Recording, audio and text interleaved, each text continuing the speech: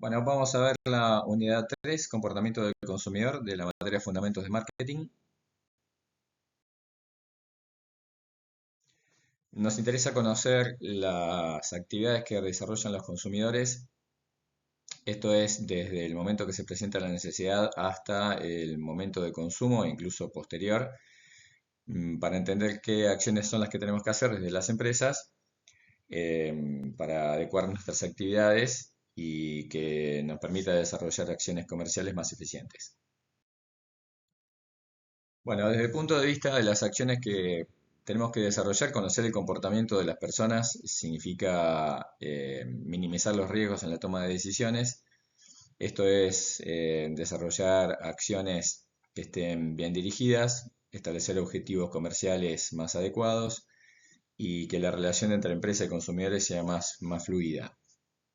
La idea es que todos los programas que nosotros desarrollamos en las empresas y las actividades tengan estrategias que sean eficaces y que de esta forma nosotros podamos obtener los mejores objetivos al menor costo.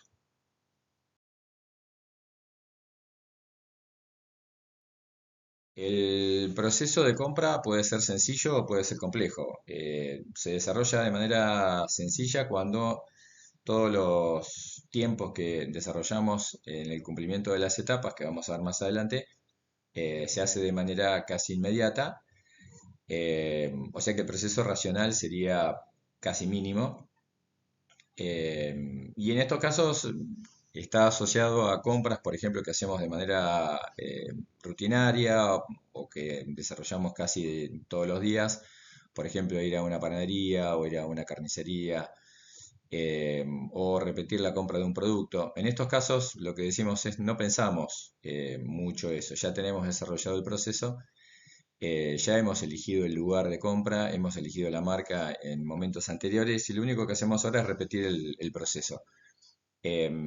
¿Por qué repetimos el proceso? Porque la situación anterior nos ha dado satisfacción. Lo que tenemos que saber en estos casos es que personas que encuentran un espacio de comodidad, por ejemplo, en esto que comentábamos, una panadería o una fiambrería, y esa compra ha resultado bien, ya sea porque queda cerca de casa, porque el producto no fue demasiado complejo, lo volvemos a repetir. La segunda es compra por impulso, los productos que compramos porque vemos una publicidad que nos llama o porque vemos el producto en una góndola o en la salida del supermercado. Y esto nos recuerda que tenemos la intención o las ganas de comer un chocolatito o tomar una gaseosa o comer un alfajor, y lo resolvemos de manera inmediata. Los productos de baja implicancia son los que emocionalmente no son demasiado importantes. Por ejemplo, ahí presentamos un ramo de rosas, perdón, de fresias, que son las que regalaríamos, por ejemplo, a alguien que conocemos y que, digamos, queremos llevarle un presente que no sea de alto precio. Las compramos para tenerlas en casa porque nos gusta tener el lugar perfumado. Y no sería el caso de un ramo que le regalaríamos a alguien que cumple años, ¿no? Por ejemplo, elegiríamos un ramo un poco más importante. Y después, por último, los productos de bajo precio. Bajo precio no significa que sean 500 pesos o 1000 pesos. Tiene que ver con el grado de importancia del valor con relación al ingreso del individuo. Por ejemplo, si alguno de ustedes va por una calle y encuentran una oferta de musculosas, 3 por, no sé, 55.000 pesos, y estamos en invierno y vos musculosa ahora no vas a usar, a lo mejor salvo que lo uses para dormir, y aprovechás porque están de oferta. Si esto lo compraríamos en verano saldría más caro. Entonces, decimos, son 55.000 pesos para el caso de 3 musculosas y es una oferta interesante para aprovechar. Eso significa el producto de bajo precio, ¿no? La relación del gasto versus el ingreso del individuo y la oportunidad. En el caso de los productos de alta complejidad, acá nosotros decimos, cuando uno hace una primera compra, sobre todo de un producto que tiene un valor importante, por ejemplo un reloj o una campera o un par de zapatillas importantes, y uno busca mucha información.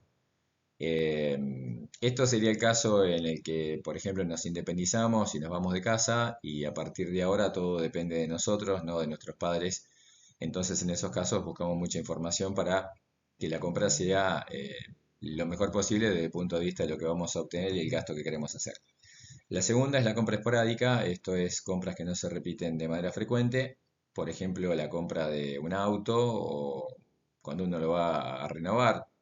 Si lo hace de forma más corta en tiempo, serían 3 años, pongamos, y en algunos casos más, pueden ser 10 años, o la compra de una casa. Pasan muchos años, entonces en cada una de esas instancias uno hace una búsqueda de información importante eh, porque tiene que entender digamos, estar seguro de que la compra que estamos haciendo la estamos haciendo bien. La compra razonada es la típica del supermercado en el que hacemos la lista de las cosas que nos faltan en casa y cuando estamos en el super vamos recorriendo de acuerdo a esa lista. Tiene que ver también con el tiempo que nosotros nos tomamos para buscar una marca determinada, por ejemplo, para, no sé, hacer una torta rápida o un dulce de leche para usar en el desayuno, consumir en el desayuno. O la soda o el licor que queremos tomar después a la noche antes de irnos a dormir. Todos esos formatos implican un tiempo de análisis en casa y después en el punto de venta hasta encontrar la mejor opción. La compra de alta implicación, decíamos a revés de la de baja implicación, acá tenemos alto involucramiento de emociones, entonces si vamos a hacer un regalo para nuestra abuela que cumple 80 años o para alguien que se casa, entonces vamos a hacer una búsqueda importante para ese regalo. Eh, o el salón de fiestas que vamos a elegir para un cumpleaños de 15, por ejemplo. Y por último, producto de alto precio es cuando el valor es importante con relación a nuestros ingresos, por ejemplo, un viaje al extranjero o vuelta, como dijimos antes, la compra de un auto o de un electrodoméstico importante como puede ser un televisor de una 65 pulgadas o más o una heladera. En todos estos casos decimos que el proceso tiene una complejidad alta. El proceso de compra tiene 5 etapas, independientemente de que se resuelvan de manera rápida o se haga más espaciado. Lo primero que tenemos es el reconocimiento de la necesidad, o sea, nos está faltando algo y tenemos una carencia, entonces queremos resolverla. La segunda etapa es ver las alternativas que tenemos para resolver esa necesidad. Una vez que identificamos las alternativas, las evaluamos y las priorizamos, ponemos cuáles son las más importantes y las menos importantes y finalmente decidimos la compra en función de esas que consideramos las más importantes. Siempre que decidimos compra, significa que decidimos no compra. O sea, cuando elegimos un producto, hay otros que quedan descartados porque esos no los vamos a comprar. Y eso hace que a veces tengamos un comportamiento post-compra donde hay una cierta duda si la compra que hicimos fue la mejor o nos quedó alternativas sin haber, digamos, evaluado. El comportamiento post-compra también tiene que ver con el uso o consumo del producto que nosotros hayamos adquirido y la satisfacción o no que nos brinde esto. Este proceso puede ser, digamos, de 90 días, como es el caso de elección de un auto o de una casa, o puede ser de segundos en el caso de un producto de compra por impulso. En cualquiera de los casos, las 5 etapas se dan siempre. Otros autores sugieren que haya más etapas, por ejemplo, separar la compra del consumo, porque a veces pasa que uno compra, lo guarda y lo consume en un momento posterior. Y después lo que es el descarte, en este caso Blackwell agrega estas 2 etapas. El tema de descarte tiene que ver con todo lo que nosotros analizamos con relación al impacto en el medio ambiente, si guardamos los plásticos, si los dejamos en la basura con el resto de los productos que van a la basura, o separamos cartones, papeles, vidrios y demás. Esto sería la diferencia entre las dos instancias, el que vimos anterior de 5 etapas y este de 7 etapas. Para entender el comportamiento de compra tenemos que analizar 4 grupos de variables. Vamos a empezar por las dos de la izquierda, culturales y sociales. Estas variables serían las más externas al individuo, o sea, cuanto más nos vamos a la izquierda, más nos alejamos y afectan nuestro comportamiento. Entonces vamos a ver de qué se trata.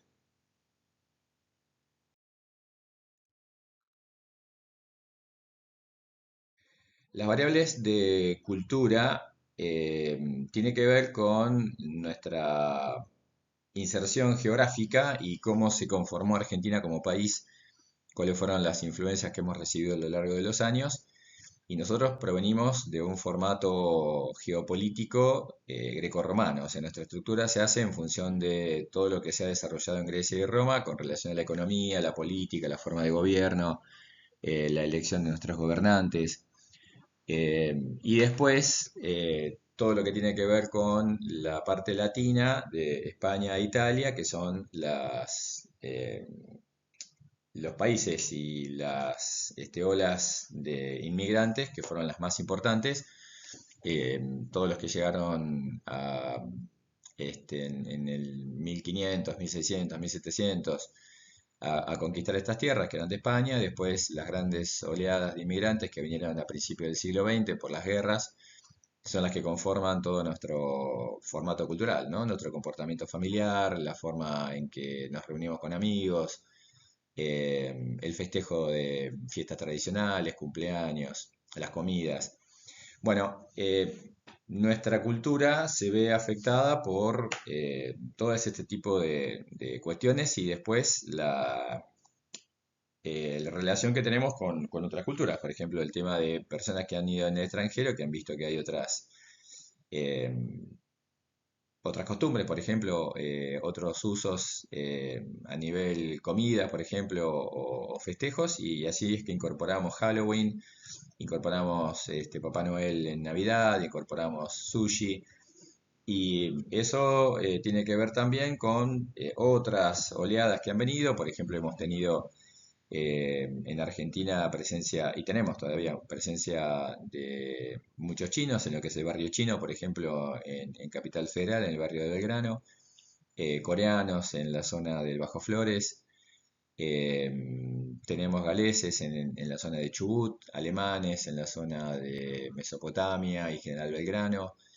en Bariloche, en la zona de Colonia Suiza, y así hay muchas, digamos, países y naciones que han venido y se han instalado en Argentina, y eso hace que, por ejemplo, no sé, festejemos o participemos, por ejemplo, de la fiesta croata que se hace en una sociedad donde se consumen productos que ellos han traído de la región donde ellos nacieron. Eso también después genera cambios en nuestro desarrollo, ¿no? Y así como en algún momento se tomaba mate, después empezamos a tomar té, después empezamos a tomar café, y así como en algún momento estábamos muy asociados al consumo de carnes, después pasamos carnes vacunas sobre todo, después pasamos a otro tipo de carnes, después pasamos a vegetales, y así nos vamos, digamos, adaptando a lo largo del tiempo. Las subculturas también tienen que ver con las religiones. Argentina es un país cristiano en general, o sea, gran parte de la población es católica o cristiana. Después tenemos una importante presencia de personas de religión judía y también islámica. Bueno, por último, el tema de lo que son clases sociales. Las clases sociales en Argentina no están muy presentes, tiene que ver con alcurnia, con apellidos que han desarrollado relaciones y desde presencia económica con campos.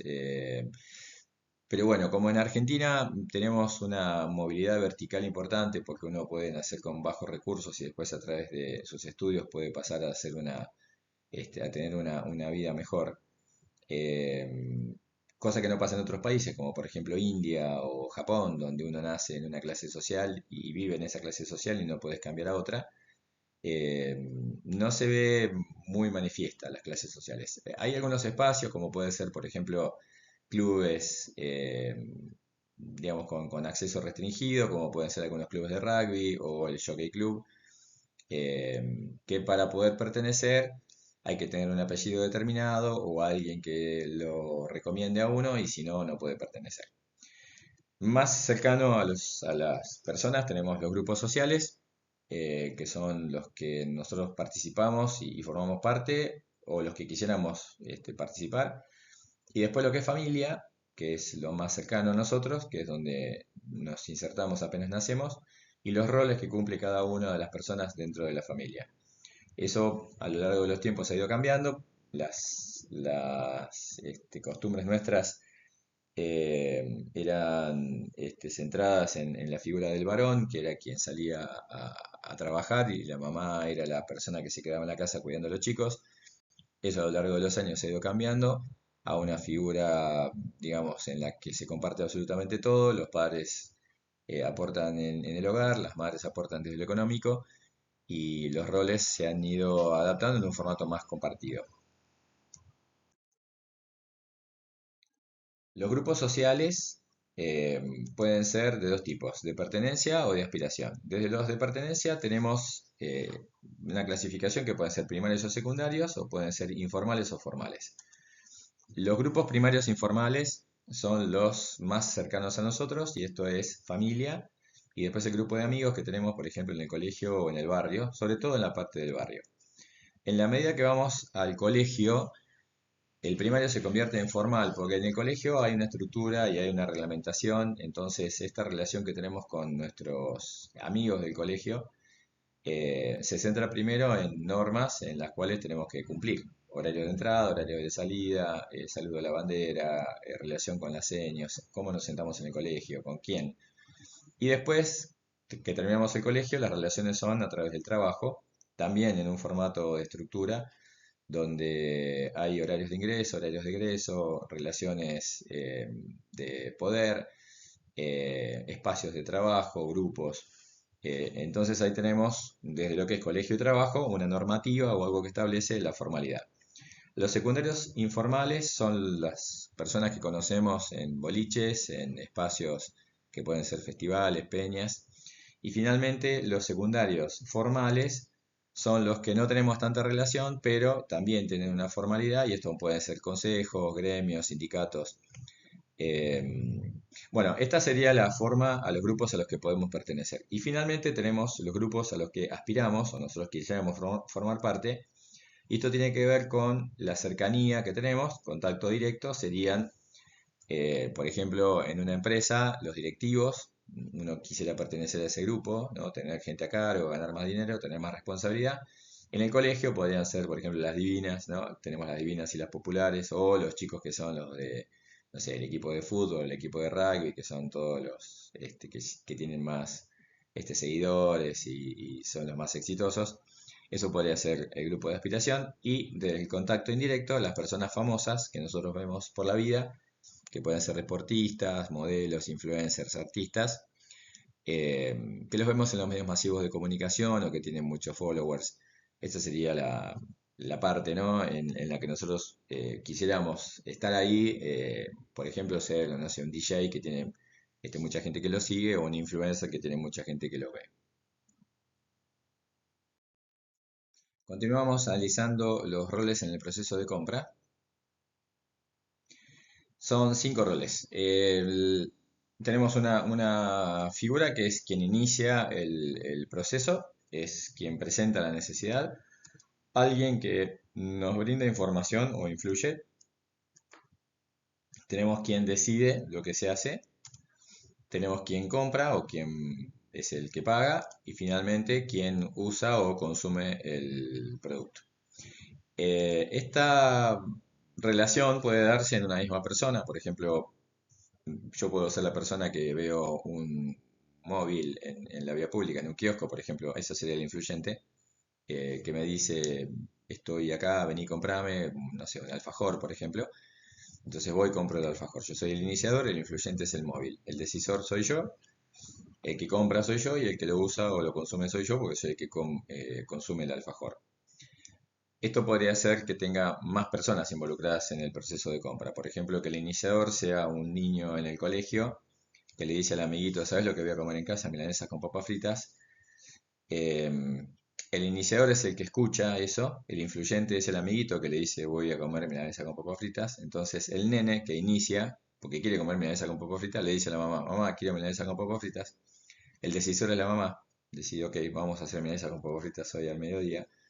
Le dice al papá, al comprador, viejo, te vas hasta la esquina y compras en la carnicería y en la verdulería, qué sé yo. El papá compra y después el usuario son el papá, la mamá, el nene que empezó con esto, la hermana que viene también del cole, la tía y la abuela que viven con ellos, qué sé yo. Y ahí tenemos un montón de gente. Entonces, el iniciador puede ser uno, el influyente siempre va a ser externo y después decisores, compradores y usuarios pueden ser el mismo o muchos. En el proceso de compra puede haber muchas alternativas. Lo que nos importa desde el marketing es quién está en cada una de esas etapas, porque en cada uno de esos casos nosotros podemos generar propuestas comerciales y dirigirles las campañas de comunicación al decisor, al comprador, al usuario o al iniciador o al influyente, porque a veces si tenemos un influencer o un prescriptor, como puede ser por ejemplo un odontólogo que te dice comprate esta crema o este líquido para las encías, o al doctor que te dice tomate estas pastillas para la gripe, también son importantes en el proceso. Entonces, desde el marketing lo que tenemos que identificar es quién de estas personas sería el más importante en el proceso para dirigir nuestras comunicaciones a ellos.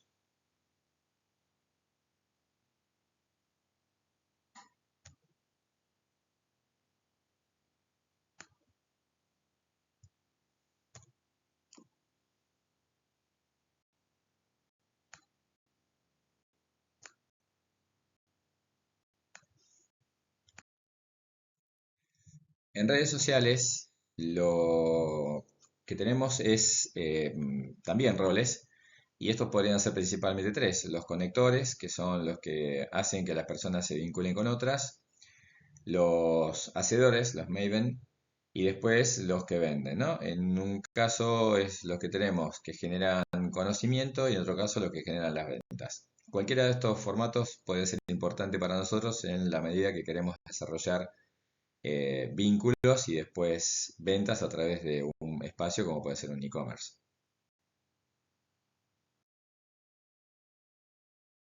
Continuando con las variables que afectan el comportamiento, vamos a ver las variables personales. Ya centrados en lo que es el individuo, la persona física, tenemos esta clasificación. Por un lado, lo que analizamos es la etapa del ciclo de vida. De acuerdo a las edades que vamos teniendo en nuestra vida, podemos tener estas situaciones. Por ejemplo, solteros jóvenes, recién casados, nido completo uno, 2 y 3, nido vacío uno y 2 y sobreviviente solitario. La diferencia es que nos interesa saber cuándo una persona en un hogar hay una persona, hay dos personas, hay más, y en qué situación se encuentran, porque en base a eso podemos hacer ofertas. Por ejemplo, si una persona es un soltero joven y se va a vivir a un lugar, y probablemente busque un departamento pequeño, busque un auto chiquito, y en la medida que después se casa y va teniendo hijos, podemos hacer ofertas de departamentos más grandes y casas más grandes. Lo mismo productos, ¿no? Para una familia, cuando vos vivís solo compras un volumen de cosas, la cantidad de frutas, por ejemplo, en una verdulería, y cuando vivís con chicos, compras más. El nido completo uno es cuando tenemos hijos no escolarizados. El nido completo 2 es cuando tenemos chicos en etapa escolar, y el nido completo 3 es cuando los chicos viven con los padres, ya no tienen edad escolar y aportan a la economía de la familia. El nido vacío uno es cuando los hijos se van de la casa, quedan los padres solos y están todavía en etapa laboral.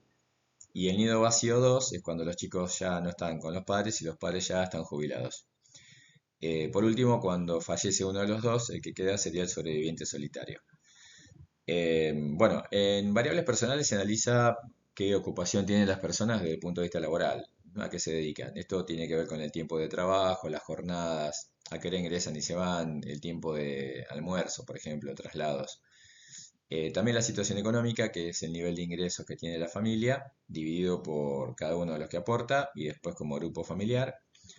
El estilo de vida que desarrollan, si es que les gusta viajar o estar más en casa, hacer huevito que hacer los fines de semana, o salir y recorrer, hacer, por ejemplo, miniturismo el fin de semana, sobre todo los fines de semana largos, si son más de irse al exterior, si son más de hacer deportes extremos. Bueno, todo ese tipo de cosas tiene que ver con el estilo de vida. Y por último, lo que es la personalidad y el concepto propio, o sea, personas que son más arriesgadas, líderes de grupos o son más del tipo gregario, es decir, vos perteneces al grupo y vas a donde otros te ofrecen. Todas esas alternativas son importantes para nosotros para presentar alternativas de producto, ¿no?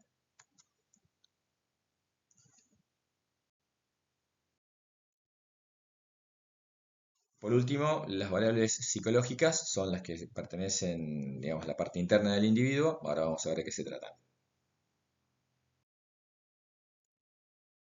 La primera de las variables es motivación. La motivación es una predisposición que nos lleva a un comportamiento. Puede ser clasificada de muchísimas formas, pueden ser, digamos, básicas como las fisiológicas, o sea, que tiene que ver con la supervivencia del individuo, y después las psicológicas, y así pueden ser primarias selectivas, racional, emocional. No vamos a entrar en demasiado detalle, sí, lo que nos importa son un par de teorías que son las que explican comportamientos. Dentro de las teorías de motivación podemos encontrar muchos autores. De estos autores, algunos se refieren a empresas, algunos se refieren a comportamientos específicos. Por ejemplo, Adler habla sobre el comportamiento de compra de productos que nos brindan estatus. Hobbes es más asociado a lo que es el comportamiento de compra en empresas. Vamos a ver en este momento lo que nos importa más a nosotros, que es la teoría de Maslow.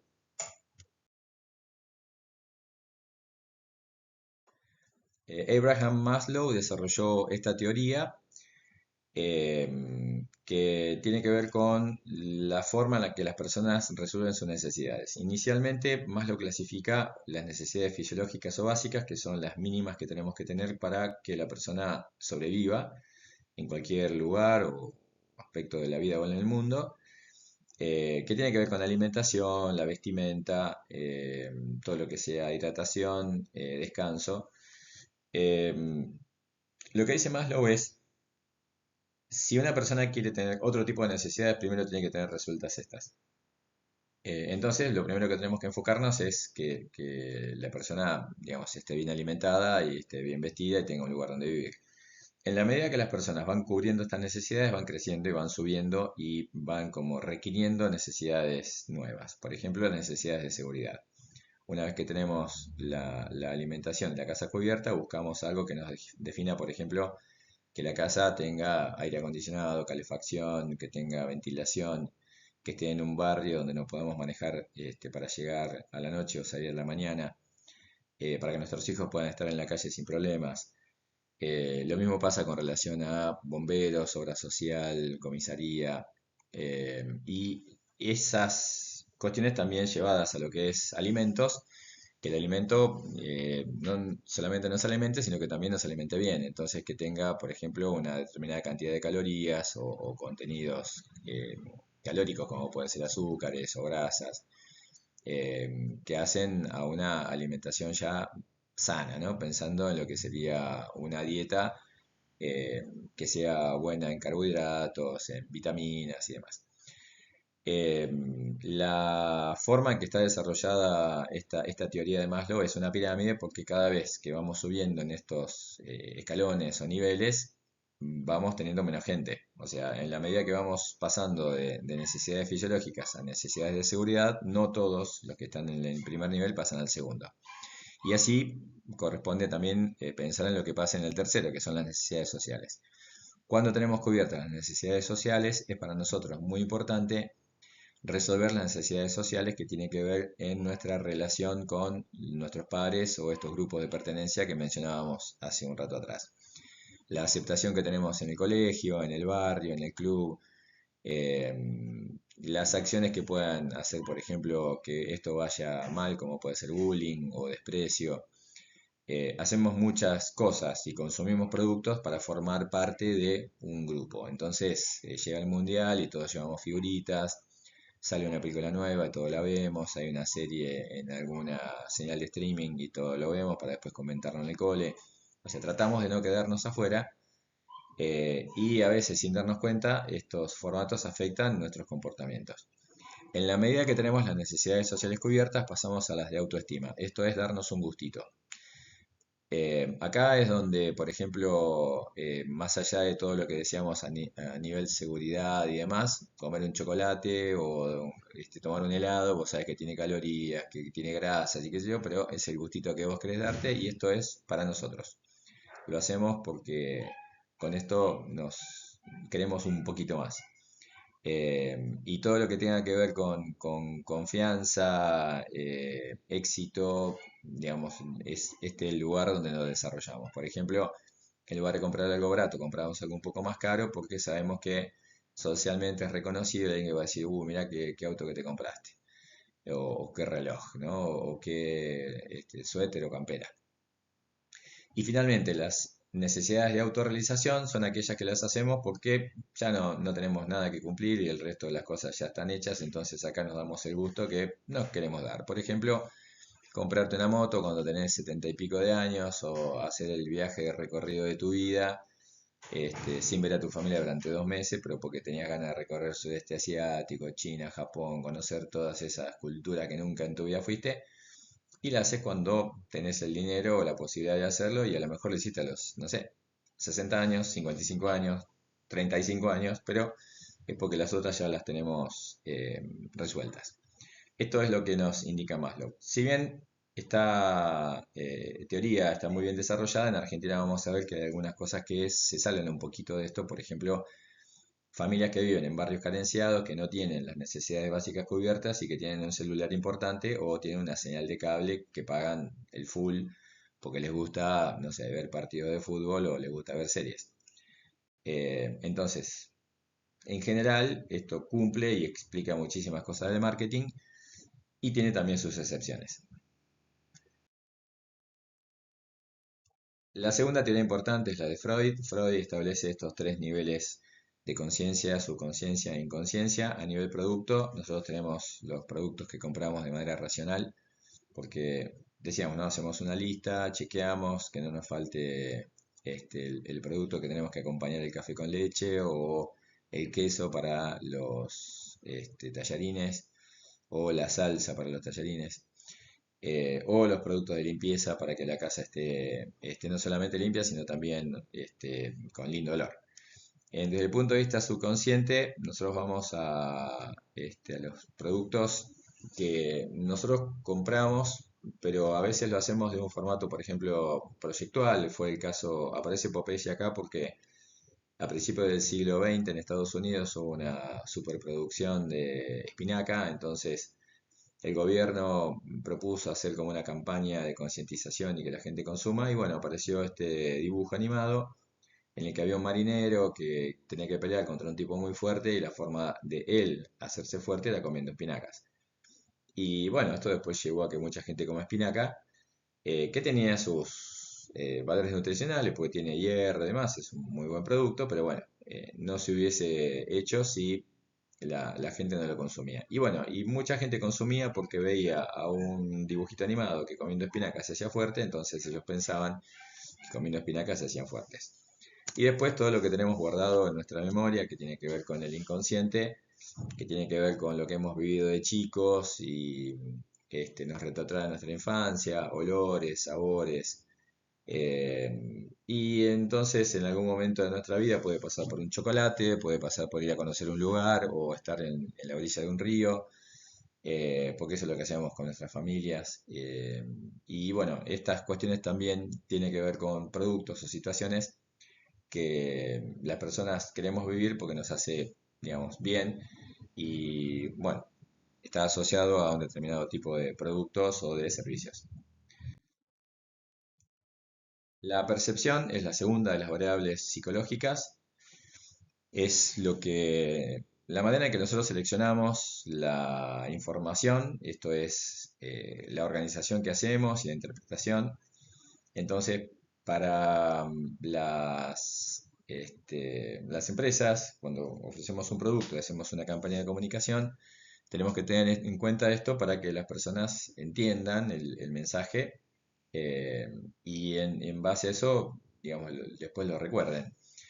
Nuestra situación es que tenemos un formato en el que primero eh, tenemos que llegar a las personas con la campaña de comunicación.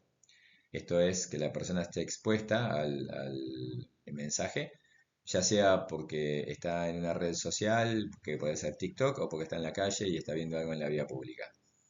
La segunda cuestión es que la persona preste atención a esto porque a lo mejor está en un video de TikTok y nos interesa el TikToker y no el mensaje. O vamos por la calle y vamos leyendo algo que nos llegó en el celular y no podemos ver las pantallas que hay con luces y todo, pero bueno, estamos enfocados en otra cosa. La tercera sería que estamos expuestos a la comunicación, la vemos y la podamos interpretar, o sea, entendamos cuál sea el mensaje. Acá vamos a ver que hay muchos mensajes que a veces queda medio confuso qué es lo que se quiere decir. Y finalmente, que todo esto, si se cumple estos tres pasos, lo podamos repetir como para que esto quede en la memoria de las personas y no se convierta en una bola gris de intensamente, ¿no? Que va ahí al olvido.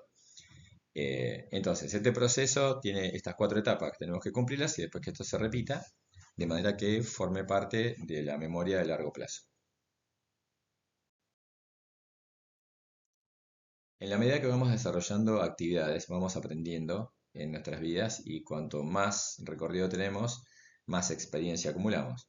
Esto sería entonces la conducta que nosotros vamos haciendo en base o vamos teniendo en base a la experiencia. Eh, Desde el producto que nosotros vamos a ofrecer a nivel marketing, lo que tenemos que conocer es qué tanto conocimiento tienen las personas del producto. O sea, cuáles son los elementos por los que han pasado. Si han tenido señales, si han tenido respuestas, reforzamiento. Entonces, cuanto más experiencia, más conocimiento. Cuanto más conocimiento, más exigencia.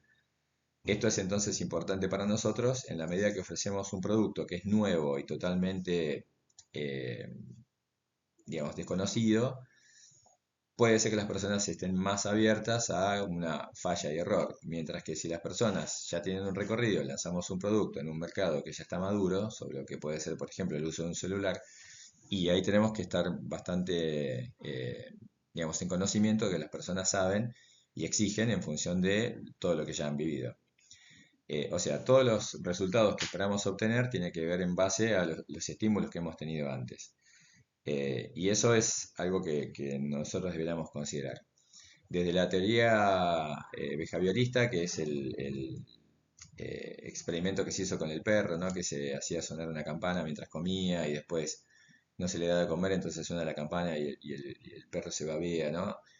Todos esos formatos que es el condicionamiento clásico, hasta todos los movimientos que hemos visto hoy, que son bastante más complicados, como el condicionamiento instrumental y bueno, lo que es teoría cognitiva y demás, todo esto explica experiencia de aprendizaje. Lo van a ver después en comportamiento del consumidor más adelante, pero bueno, mencioné algunas cosas por si alguno quisiera extender esto leyendo otros autores o ampliando un poquito la bibliografía.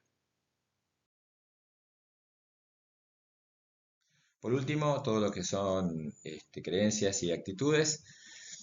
Las actitudes son la predisposición que nosotros tenemos hacia un objeto que tiene como dos líneas, ¿no? Por un lado una dirección, o sea, a favor o en contra, y también un grado, o sea, puede ser muy a favor o muy en contra o nada. Por ejemplo, ustedes van a ver que hay marcas que ustedes aman y las tienen guardaditas en su corazón, como puede ser en mi caso Lego, que es una marca que yo jugaba de chico porque iba a la casa de un amigo que tenía dos cajones llenos de Lego y nos pasábamos todas las tardes jugando a Lego. Eh, y por afinidad, Rusty, que es una marca que, digamos, también es de ladrillos y es para armar. Pero Rusty, digamos, sería como algo que en mi caso me jugaría a favor, o sea, yo le tengo afecto, o sea que tiene una predisposición positiva, pero en un grado muchísimo menor que el ego, que tiene una predisposición positiva, pero en mi caso es mi marca favorita. Y entonces eso diríamos positivo de bajo grado y positivo de alto grado. Y después las cosas que uno puede odiar o les puede molestar, como por ejemplo actitudes de las personas o algunos productos que hacen campañas que no son buenas o no son ricos o de sabor no nos gustan. Y después otras que directamente detestamos y no queremos ver. Y ahí, qué sé yo, podemos clasificar a, no sé, un equipo de fútbol que nos resulta, por ejemplo, no sé, yo soy hincha de San Lorenzo y un equipo con el que jugamos que puede ser Platense, con el que tenemos poca afinidad, y después Huracán, con el que es la pica del barrio, ¿no? Y ahí es donde tenemos la actitud en contra. Bueno, lo que tenemos que saber en estos casos es cuál es el componente afectivo que tienen las personas con relación a una marca, por ejemplo, a un país de origen. ¿Cuál es el componente de conocimiento o de pensamiento que hay detrás de esto? O sea, lo afectivo y lo racional. Y después, ¿qué comportamiento tienen las personas? Por ejemplo, si nosotros vamos a ofrecer una herramienta proveniente, me refiero a una herramienta como un martillo o una pinza, ¿no? Y esa herramienta viene de, no sé, Indonesia, no es lo mismo que diga Made in Germany. Desde el punto de vista de lo que las personas entendemos como calidad, le vamos a dar más prestigio a algo de Alemania que de Indonesia. Y estas son las cosas que tenemos que conocer. O sea, si yo lanzo una herramienta al mercado y digo Made in Taiwan, igual, no es algo que me juegue a favor. Mientras que si digo Made in Switzerland o Germany, Alemania, Suiza, qué sé yo, y es europeo.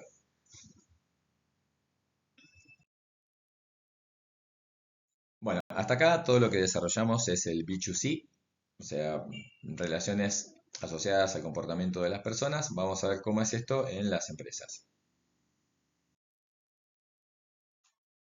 El B2B nos presenta cosas más complejas. Siempre los procesos son más largos, hay mayores participantes o mayores tiempos y acá tenemos las variables que son las que afectan al formato de relación. Tenemos factores que son externos y después factores que son de las organizaciones. Y también factores que tienen que ver con el relacionamiento de las personas. En el caso de la compra organizacional o de empresas, cuando una empresa le compra a otra empresa, hay como varias etapas que hay que cumplir, o sea, se hace la presentación de propuestas, la empresa lo analiza, negocia y después se hace la transacción comercial. En el medio hay un montón de encuentros que hay entre vendedores y compradores y entonces tiene que ver con qué empresa le vende a qué empresa, con qué persona relaciona con, negocia con qué persona. Y todo esto es un trayecto que a veces puede llevar meses o incluso años hasta que la organización diga, ok, vamos a avanzar. El complejo es, digamos, la complejidad es bastante fuerte. Así como teníamos 5 etapas para el proceso de compra, que podían ser 7, en este caso son 8 y a veces más. Todos estos formatos que tenemos son para que las empresas puedan resolver rápidamente sus necesidades. El proceso de compra industrial tiene etapas donde el departamento de compras a veces hace un pliego, por ejemplo, y pide a los proveedores que hagan propuestas. Y esos pliegos después se analizan, se desarrolla una compulsa entre los distintos proveedores. Los interesados después en las empresas, ¿no? Analizan las propuestas y en estos casos no se elige el producto más barato, sino la mejor relación entre precio y calidad o entre precio y prestación. Y entonces a veces entran estas definiciones que son medias complejas porque hay que elegir entre una propuesta de, este, más compleja o más completa que no necesariamente sea la más barata. Bueno, y estos pasos son todas las idas y vueltas que hay entre los distintos sectores hasta que después se hace la aprobación, se hace el ingreso del proveedor formal dentro de la institución y después se hace el proceso de compra, la entrega de los productos y el testeo.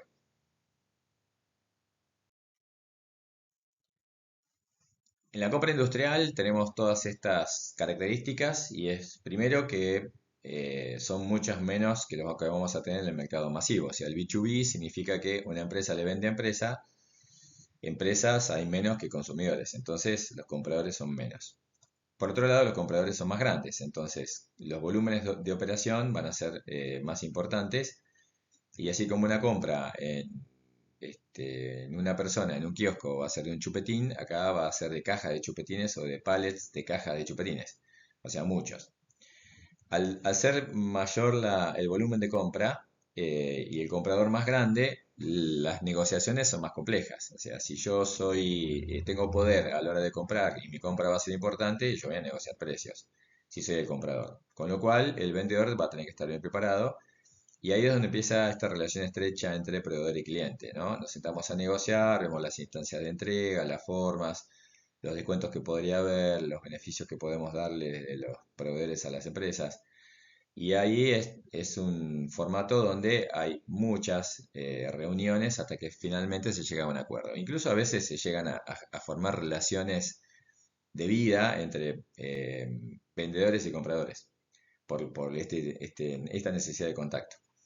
Bueno, pasa que hay muchas empresas que están concentradas geográficamente porque puede ser una cuenca hidrográfica, como puede ser un río, o puede ser una zona donde el gobierno brinda beneficios para la inserción de empresas. Entonces a veces tenemos cordones industriales donde hay empresas que tienen producciones afines o, por ejemplo, qué sé yo, barrios donde hay, no sé, agencias de publicidad o zonas donde hay empresas cerveceras. Bueno, la demanda derivada implica que una vez que la empresa compra un producto, después compra otros productos asociados a esos. Por ejemplo, si compra una fotocopiadora para una empresa, después le compra los insumos para la fotocopiadora. ¿Y esto por qué? Y si pasamos por un proceso, si yo soy empresa y paso por un proceso de selección de clientes y exijo una determinada cantidad de cosas, si después el cliente me cumple, y a mí me interesa seguir vinculado con ese cliente. Entonces, no solamente le compro ese producto, sino que le compro otros más. Ya sé que cumplió en un momento, va a seguir cumpliendo con los otros. Esa necesidad que tienen las empresas de no tener, digamos, sorpresas o sobresaltos, hace que amplíen las opciones iniciales de compra a formatos más importantes.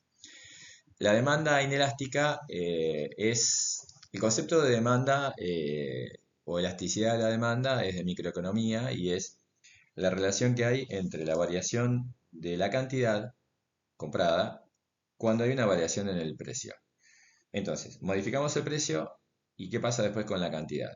¿No? Históricamente, o lo que más vemos es cuando bajamos el precio en un producto de consumo masivo, en un supermercado la gente compra más. Y si aumentamos los precios, la gente compra menos.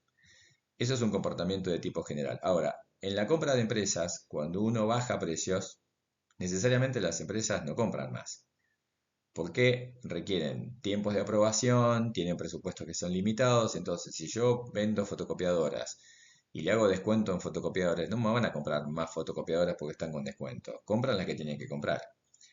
Esto que se llama demanda inelástica es que ante variaciones de precios, los cambios en la cantidad son mínimos, o sea, la cantidad no cambia ante variaciones de precios. Las compras profesionales están indicadas que la persona que compra en una empresa sabe lo que está comprando. Si, por ejemplo, es una compra asociada a computadoras, impresoras y demás, tenés a alguien del departamento que se llamaría IT, que es Information Technology, que son especialistas en equipos de computación. Entonces es el que le dice, mira, el requerimiento tiene que ser así, necesitamos tal capacidad de memoria, tanto de disco duro, los monitores tienen que ser de esta forma, la pantalla tiene que ser así, el tamaño de esta forma. Eh, y eso significa que hay alguien que va a evaluar la entrega que nosotros hagamos para ver si cumplimos con esas especificaciones. Lo mismo si alguien pide para comprar herramientas para trabajar en una obra, en construcción, una pala mecánica o una camioneta porque tenemos que trasladar gente. Siempre en las empresas hay determinadas condiciones que se dan donde hay especialistas a los que nosotros tenemos que explicarles cuáles son los beneficios de nuestro producto y entonces tenemos que estar preparados. En las empresas hay diferentes momentos de compra, por lo cual hay influyentes varios.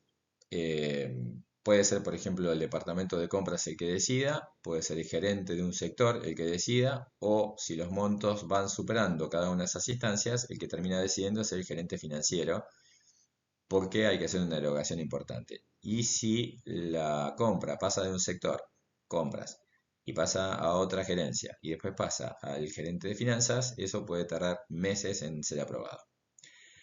Dentro de las compras de empresas a empresas, el B2B, tenemos formas que son especiales, por ejemplo el leasing. El leasing es un alquiler con opción a compra. Entonces, si uno quiere adquirir una fotocopiadora, lo que conviene es pagarla en cuotas y después de 36 cuotas se le agregan dos cuotas más, o sea, 38, y pagando esas 36 cuotas durante los meses, 3 años, serían 3 años, ¿no? Agregamos dos cuotas más, se pagan juntas en ese momento y la empresa se hace acreedora de esa fotocopiadora. Lo que yo sé, si soy Xerox o soy Mita, que si ustedes me van a comprar una fotocopiadora y más o menos la vida útil son 3 años, un poquito más, entonces después la van a renovar. Y ustedes ya tienen un capital que es la fotocopiadora, que me la pueden entregar como parte de pago, y yo les entrego una fotocopiadora nueva y renovamos el leasing. Entonces es como que es un leasing eterno y le sirve a todos. Le sirve a la empresa que va pagando en cuotas, le sirve al proveedor, la empresa dueña de las fotocopiadoras, que sigue vendiendo fotocopias de manera continua. Por último, en las empresas tenemos estos roles, que son 7. Se agregan dos a los que habíamos visto en el B2C. Y acá aparece, por un lado, el aprobador, estas figuras que decíamos que de acuerdo al monto que está involucrado son los que sí o sí tienen que pasar, porque tiene que ver con la cantidad de dinero que dispone la empresa. Y por otro, la parte de lo que son los gatekeepers, que se llaman en inglés, o los guardianes, o los porteros, que son los filtros que tenemos que pasar para llegar al decisor, ¿no? En el caso que nos importa. En el caso de las empresas hay, no sé, la gente de seguridad o la gente, eh, los chicos o las chicas que son los secretarios o los asistentes de un departamento, donde vos presentás una carpeta para que conozcan los productos que vos vendés y los precios y te decís, sí, déjame la calle, después se la acerco y nunca se la acercan.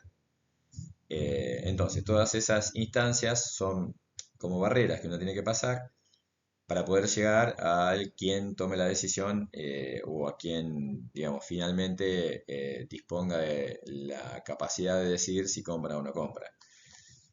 Todos estos formatos están pensados para que las personas que hacen una actividad laboral estén centradas en esa actividad laboral y no están permanentemente analizando carpetas de proveedores infinitos.